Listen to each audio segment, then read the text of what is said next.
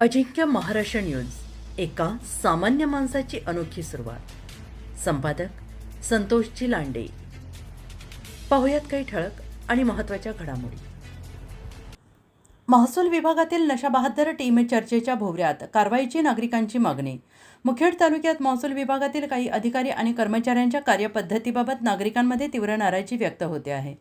मंडळ अधिकारी पी.व्ही. हाके, ग्राम महसूल अधिकारी पी.एस. शिंदे, ग्राम महसूल अधिकारी एम.एस. मैड तसेच तहसील कार्यालयातील सहाय्यक महसूल अधिकारी तथा प्रभारी अव्वल कारकून सत्यम हाके यांच्या गटाबाबत विविध आरोप होत असून या पथकाला नागरिकांकडून नशाबहाद्दर टीम अशी उपमा दिली जात असल्याची चर्चा आहे. आरोपानुसार संबंधित अधिकारी कर्मचारी हे तहसीलदारांचे अधिकृत आदेश किंवा नियुक्ती नसताना स्वतःच्या कार्यक्षेत्राबाहेर जाऊन वाळू, मुरुम आणि दगड वाहतूक करणाऱ्या वाहनांवर कारवाईच्या नावाखाली कारवाया करतात. मात्र अधिकृत गुन्हा दाखल किंवा जप्तीची प्रक्रिया न करता आर्थिक तडजोड करून वाहने सोडली जात असल्याचा आरोप आहे. तसेच मुख्यालयी न राहणे, नियमबाह्य फेरफार करणे, वरिष्ठांची परवानगी न घेता गायरान वर्ग 2 जमिनीचे फेरफार मंजूर करणे आणि मुखेड येथे कार्यालयीन कामकाज करून नागरिकांची गैरसोय केल्याच्या तक्रारी समोर येत आहेत. त्यामुळे कार्यालयीन कर्मचारी सत्यम हाके हे कार्यालयीन कामकाजाऐवजी वाहनांवर कारवाईच्या मोहिमेत सक्रिय असल्याची चर्चा नागरिकांमध्ये आहे. त्यामुळे या संपूर्ण प्रकरणाची सखोल चौकशी करून संबंधितांवर कठोर कारवाई करावी अशी मागणी होते आहे.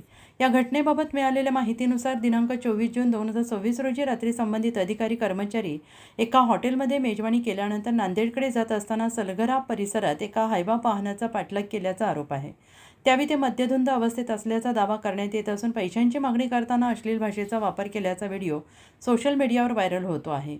या घटनेनंतर काही सामाजिक कार्यकर्त्यांनी केलेल्या पडताळणीत मंडळ अधिकारी पी.व्ही. हाके यांचे कार्यक्षेत्र जाहूर, ग्राम महसूल अधिकारी पी.एस. शिंदे यांचे जाम तर एम.एस. मैड यांचे चांडोळा असल्याचं समोर आलेले आहे. तसेच सत्यम हाके हे कार्यालयीन कर्मचारी असून त्या कारवाईत सहभागी असल्याचं सांगितलं जात आहे. आणि याशिवाय तहसील धनंजय राऊत यांनी दिनांक 1 जून 2026 रोजी गठीत केलेल्या गौण खनिज तपासणी पथकाच्या आदेशात संबंधित कर्मचाऱ्यांचा समावेश नसल्याचे सांगितलं जात आहे. त्यामुळे कोणत्या अधिकाऱ्याने त्यांनी सलगरा परिसरात कारवाई केली असा प्रश्न उपस्थित होत आहे. काही कर्मचाऱ्यांनी नाव न छापण्याच्या अटीवर अशा प्रकारच्या घटना वारंवार घडत असल्याचा दावा केल्याचं समजत आहे.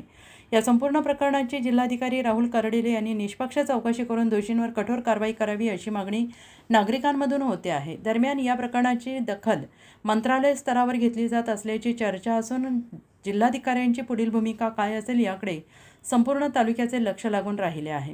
अजिंक्य महाराष्ट्र न्यूज सोबत प्रतिनिधी विलास चव्हाण, नांदेड.